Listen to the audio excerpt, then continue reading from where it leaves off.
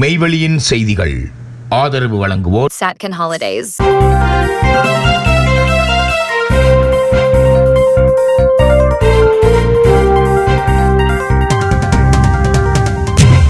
வணக்கம். மெய்வெளியின் செய்திகள் வாசித்தளிப்பவர் சாம் பிரதீபன். முதலில் இலங்கை செய்திகள்.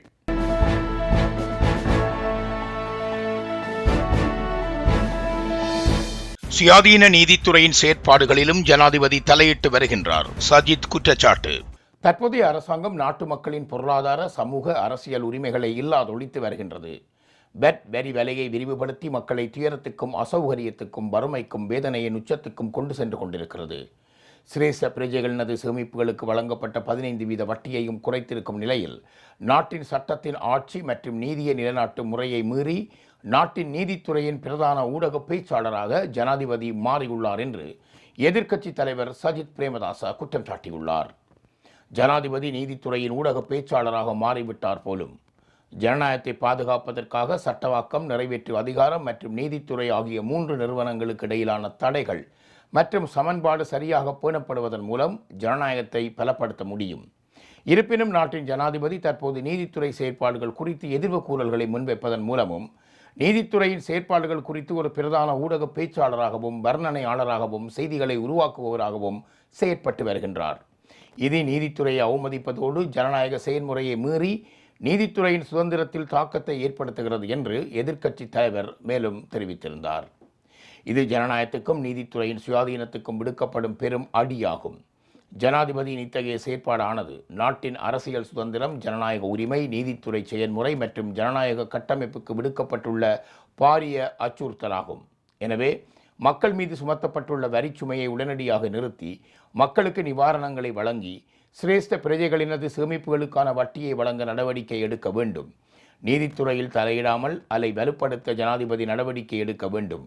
பல நீதிபதிகள் தங்களது பதவி உயர்வுகள் மற்றும் நியமனங்களுக்காக காத்திருக்கும் சூழலில் அரசாங்கம் அந்த நியமனங்களை கூட வழங்கியிருக்கவில்லை.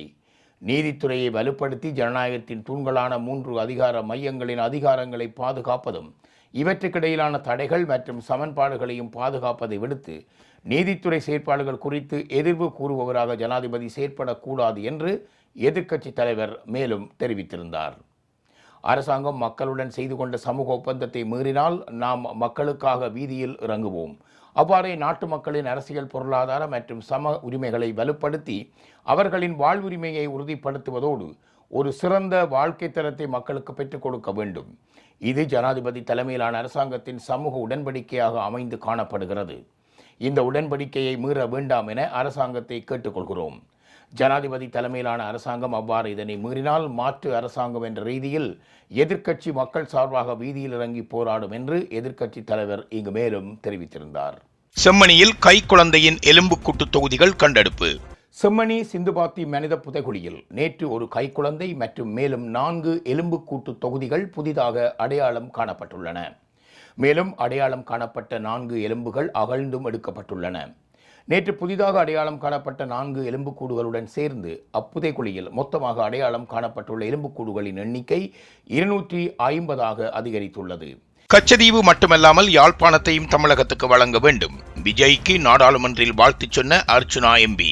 கச்சதீவை மட்டுமல்லாமல் யாழ்ப்பாணத்தையும் தமிழகத்திற்கு வழங்க வேண்டும் என நாடாளுமன்ற உறுப்பினர் ராமநாதன் அர்ச்சுனா தெரிவித்துள்ளார்.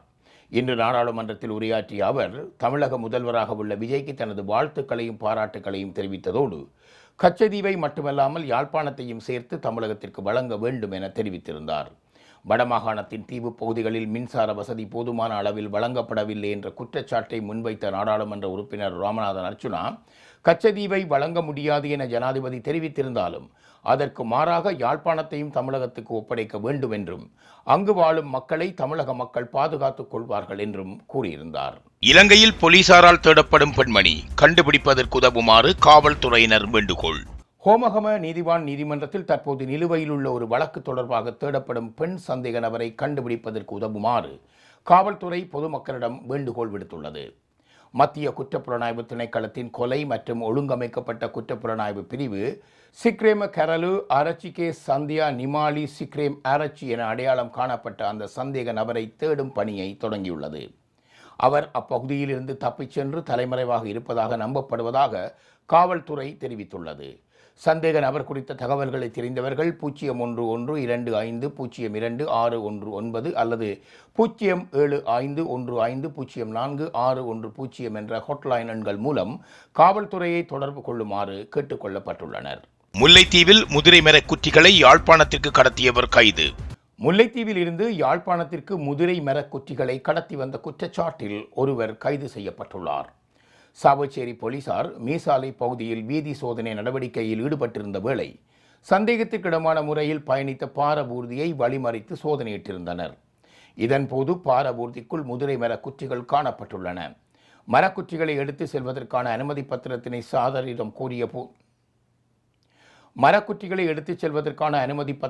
சாரதியிடம் கோரிய போது அதற்கான அனுமதி பத்திரத்தை வழங்காததை அடுத்து சாரதியை போலீசார் கைது செய்ததுடன் பாரபூர்தியையும் கைப்பற்றி போலீஸ் நிலையம் எடுத்து சென்றுள்ளனர். போலீஸ் நிலையத்தில் சாரதியை தடுத்து வைத்து விசாரணைகளை முன்னெடுத்துள்ள போலீசார் பாரபூர்திக்குள் இருந்து 43 முதிரை மரக் குற்றிகளை மீட்டுள்ளதாகவும் அவற்றின் பெறுமதி சுமார் 10 லட்சம் ரூபாய் எனவும் தெரிவித்துள்ளனர். அரிசியை அதிக விலைக்கு விற்பனை செய்த பல்பொருள் அங்காடி நிலையத்திற்கு 5 லட்சம் ரூபாய் அபராதம். அரசாங்கத்தினால் நிர்ணயிக்கப்பட்ட அதிகபட்ச சில்லறை விலையை மீறி அரிசியை விற்பனை செய்த வெள்ளவத்தை பகுதியில் உள்ள ஒரு பல்பொருள் அங்காடி நிலையத்திற்கு மாளிகாகந்த நீதவான் நீதிமன்றம் இன்று செவ்வாய்க்கிழமை 5 லட்சம் ரூபாய் அபராதம் விதித்துள்ளது. நுகர்வோர் விவகார அதிகார சபையின் அறிவிப்பின்படி 1 கிலோகிராம் உள்ளூர் நாடு அரிசியின் நிர்ணயிக்கப்பட்ட விலை 230 ரூபாவாகும். இருப்பினும் குறித்த விற்பனை நிலையம் அதனை 320 ரூபாவுக்கு விற்பனை செய்து 1 கிலோவிற்கு 90 ரூபாய் மேலதிகமாக அறவிட்டுள்ளமை சோதனையின் போது கண்டறியப்பட்டுள்ளது. அரிசி விலையை அதிகரித்து நுகர்வோரை ஏமாற்றும் வர்த்தகர்களுக்கு எதிராக நாடு தழுவிய ரீதியில் முன்னெடுக்கப்படும் சுற்றி வளைப்பு நடவடிக்கைகளின் போதே இந்த சம்பவம் கண்டுபிடிக்கப்பட்டுள்ளது. அத்தியாவசிய பொருட்களை கொள்வனவு செய்யும் போது அச்சிடப்பட்ட அதிகபட்ச சில்லறை விலையை சரிபார்க்குமாறும் நிர்ணயிக்கப்பட்ட விலையை விட கூடுதலாக ஒருபோதும் செலுத்த வேண்டாம் என்றும் நுகர்வோர் விவகார அதிகார சபை பொதுமக்களை கேட்டுக்கொண்டுள்ளது. செய்திகளில் இனி வருவன இந்திய செய்திகள். Discover the magic of Sri Lanka with Satkin Holidays. From breathtaking beaches to ancient temples, we offer curated travel itineraries for every kind of traveler. Our experts design the perfect journey, tailored to your needs and interests, ensuring you make the most of your time in Sri Lanka.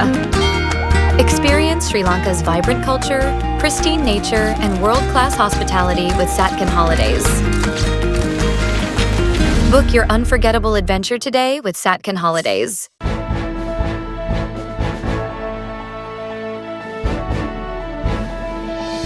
காக்கைதீவில் பட்டொளி வீசி பறக்கும் தமிழக வெற்றிக் கழக கொடி. தமிழக தேர்தல் முடிவை கொண்டாடும் இலங்கை ரசிகர்கள். தமிழக சட்டமன்ற தேர்தல் 2020 முடிவுகள் வெளியாகி வரும் நிலையில் பல தொகுதிகளில் தமிழக வெற்றிக் கழகம் முன்னிலை வகித்து வருகின்றது. இதை கொண்டாடும் விதமாக தமிழகம் மட்டுமன்றி கடல் கடந்து இலங்கையிலும் விஜயின் ரசிகர்கள் உற்சாகத்தில் மிதந்து வருகின்றனர். குறிப்பாக யாழ்ப்பாணம் காக்கைதீவு பகுதியில் தமிழக வெற்றிக் கழகத்தின் கொடிகளை பறக்கவிட்டு ஈழத்து ரசிகர்கள் தங்களின் மகிழ்ச்சியை வெளிப்படுத்தி வருகின்றனர். மற்றொரு பக்கம் தமிழக முதல்வர் மு.க.ஸ்டாலினின் 73வது பிறந்த நாளை முன்னிட்டு அவருக்கு வாழ்த்து தெரிவிக்கும் வீடியோக்கள் இணையத்தில் வைரலாகி வருகின்றன. அந்த வகையில் நடிகர் ரஜினிகாந்த் முதல்வருக்கு தனது வாழ்த்துக்களை தெரிவித்துள்ளார். ஒழுக்கத்தை விட அணுகுமுறை மிகவும் முக்கியம் என்றும் முதல்வர் ஸ்டாலின் வசீகரமான புன்னகைக்கு சொந்தக்காரர் என்றும் ரஜினி அந்த வீடியோவில் புகழ்ந்து பேசியுள்ளது அவரது ரசிகர்களிடையே பெரும் வரவேற்பை பெற்றுள்ளது. ராகுல் காந்திக்கு தோல்வி பயம் வந்துவிட்டது. தேர்தல் முடிவுகளுக்கு பின் வெடித்த மோதல். கேரளா தேர்தல் முடிவுகள் சாதகமாக வந்தபோது தேர்தல் ஆணையத்தை புகழும் ராகுல் காந்தி மேற்கு வங்கம் மற்றும் அசாமில் பின்னடைவை சந்தித்ததும் அதே ஆணையத்தை குறை கூறுவது ஏன் என்று பாஜக கேள்வி எழுப்பியுள்ளது. தேர்தல் ஆணையத்தின் செயற்பாடுகள் குறித்து ராகுல் காந்தி விமர்சனம் செய்த நிலையில் தோல்வி பயத்தாலேயே அவர் இப்படி பேசி வருகிறார் என்று பாஜக தலைவர்கள் கடும் கண்டனம் தெரிவித்துள்ளனர். குறிப்பாக மேற்கு வங்க தேர்தல் முடிவுகளுக்கு பிறகு இந்தியா கூட்டணி சிதறி போய்விட்டதாகவும் எதிர்க்கட்சிகளிடையே ஒற்றுமை இல்லை என்பதும் இப்போது வெட்ட வெளிச்சமாகியுள்ளதாக பாஜக விமர்சித்துள்ளது. தேர்தல் ஆணையத்தின் மீது பழி போடுவதை நிறுத்திவிட்டு தங்கள் கூட்டணியின் தோல்விக்கான காரணங்களை ராகுல் காந்தி ஆராய வேண்டும் எனவும் பாஜக தரப்பில் வலியுறுத்தப்பட்டுள்ளது. செய்திகளில் தொடர்வன உலகச் செய்திகள்.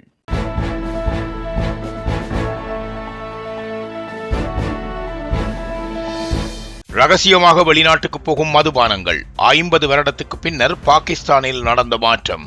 பாகிஸ்தானில் சுமார் 50 ஆண்டுகளாக மதுபானம் அருந்த தடை நீடித்து வரும் நிலையில் அந்நாட்டின் பழமையான மதுபான உற்பத்தி நிறுவனமான முர்ரி ப்ரூவரி மீண்டும் வெளிநாடுகளுக்கு ஏற்றுமதி செய்ய தொடங்கியுள்ளது. 1977ஆம் ஆண்டு முதல் விதிக்கப்பட்டிருந்த தடையால் உள்நாட்டில் மட்டுமே செயல்பட்டு வந்த இந்த நிறுவனம் தற்போது இங்கிலாந்து, ஜப்பான், போர்த்துகல் மற்றும் தாய்லாந்து போன்ற நாடுகளுக்கும் தனது மதுபானங்களை அனுப்பியுள்ளது. 1860களில் ஆங்கிலேயர்களால் தொடங்கப்பட்ட இந்த நிறுவனம் பல போராட்டங்களுக்கு பிறகு கடந்த ஆண்டுதான் ஏற்றுமதிக்கான அனுமதியை அரசிடமிருந்து பெற்றது. பாகிஸ்தானில் நிலவும் பொருளாதார நெருக்கடிக்கு மத்தியில் மதுபான ஏற்றுமதி மூலம் அந்நிய செலாவணியை ஈட்ட நாட்டின் பொருளாதாரத்தை உயர்த்த இந்த நிறுவனம் திட்டமிட்டுள்ளது.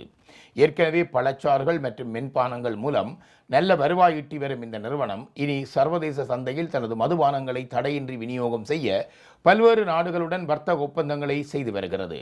சீன நிறுவனங்களுக்கு மதுபானம் தயாரித்த அரசு அனுமதி அளித்ததை தொடர்ந்தே இந்த நிறுவனமும் தங்களுக்கு ஏற்றுமதி உரிமம் வேண்டுமென போராடி பெற்றுள்ளது குறிப்பிடத்தக்கது. ஆஸ்திரேலிய விசாவுக்கான இலங்கை மாணவர்களின் விண்ணப்பங்கள் நிராகரிப்பு. உயர்கல்விக்காக ஆஸ்திரேலியா செல்ல விரும்பும் இலங்கை மாணவர்களின் விசா விண்ணப்பங்கள் பெருமளவில் நிராகரிக்கப்பட்டு வருவது அதிர்ச்சியை ஏற்படுத்தியுள்ளது. ஆஸ்திரேலிய அரசாங்கம் தனது குடியேற்ற கொள்கைகளை அண்மையில் கடுமையாக்கியதே இதற்கு காரணம் என தெரிய வந்துள்ளது. ஆஸ்திரேலிய உள்நாட்டு விவகாரத்துறை வெளியிட்டுள்ள புதிய புள்ளிவிவரங்களின்படி கடந்த பிப்ரவரி மாதத்தில் இருந்து இலங்கையிலிருந்து சமர்ப்பிக்கப்பட்ட மாணவர்களின் விசா விண்ணப்பங்கள் 38% நிராகரிக்கப்பட்டுள்ளன. சர்வதேச மாணவர்கள் கோரிக்கையை கட்டுப்படுத்தும் நோக்கில் ஆஸ்திரேலியா தனது விசா நடைமுறைகளை தீவிரமாக கண்காணித்து வருகிறது. இதன் விளைவாக ஒட்டுமொத்த சர்வதேச மாணவர் விசா நிராகரிப்பு விகிதம் பிப்ரவரி மாதத்தில் 32.5% அதிகரித்துள்ளது.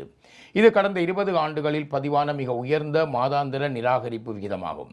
விசா நிராகரிப்பில் தெற்காசிய நாடுகள் முன்னிலையில் உள்ள நிலையில் நேபாளம் 65%, பங்களாதேஷ் 51%, இந்தியா 40%, இலங்கை 38%, பூட்டான் 36% என்ற அடிப்படையில் நிராகரிக்கப்பட்டுள்ளன. விண்ணப்பதாரர்கள் சமர்ப்பிக்கும் ஆவணங்களில் உள்ள குளறுபடிகளே இந்த அதிரடி நிராகரிப்புகளுக்கு முக்கிய காரணம் என ஆஸ்திரேலிய அதிகாரிகள் தெரிவித்துள்ளனர். குறிப்பாக போலியான கல்விச் சான்றிதழ்கள், நம்பகத்தன்மையற்ற வங்கி மற்றும் நிதி ஆவணங்கள், தவறான பணி அனுபவ சான்றுகள், படிப்பை முடித்த பின்னர் தாய்நாடு திரும்புவதற்கான போதிய உத்தரவாதம் இல்லாமை போன்ற காரணங்களாக இவை இருக்கின்றன. இலங்கை மாணவர்களின் உயர்கல்விக்கான முக்கிய நாடாக ஆஸ்திரேலியா விளங்கி வருகிறது. தற்போதைய புதிய கட்டுப்பாடுகள் மற்றும் கடுமையான ஆவண சரிபார்ப்பு முறைகளால் ஆயிரக்கணக்கான இலங்கை மாணவர்களின் வெளிநாட்டு உயர்கல்வி கனவு கேள்விக்குறியாகியுள்ளதுடன் பெரும் அதிர்ச்சி நிலையையும் உருவாக்கியுள்ளது. இத்துடன் மெய்வழியின் செய்திகள் நிறைவு பெறுகின்றன. மேலும் நமது செய்திகளை பார்வையிட www.மெய்வழி.com என்ற எங்கள் இணையதளத்தை பார்வையிடுங்கள். அத்தோடு மெய்வழி ஆப்பையும் தரவிறக்கம் செய்து கொள்ளுங்கள். நன்றி.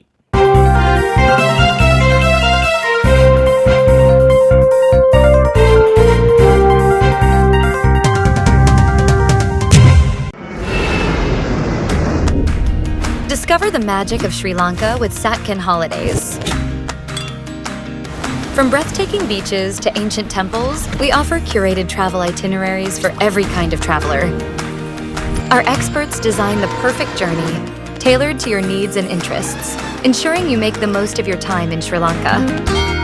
Experience Sri Lanka's vibrant culture, pristine nature, and world-class hospitality with Satkin Holidays. Book your unforgettable adventure today with Satkin Holidays.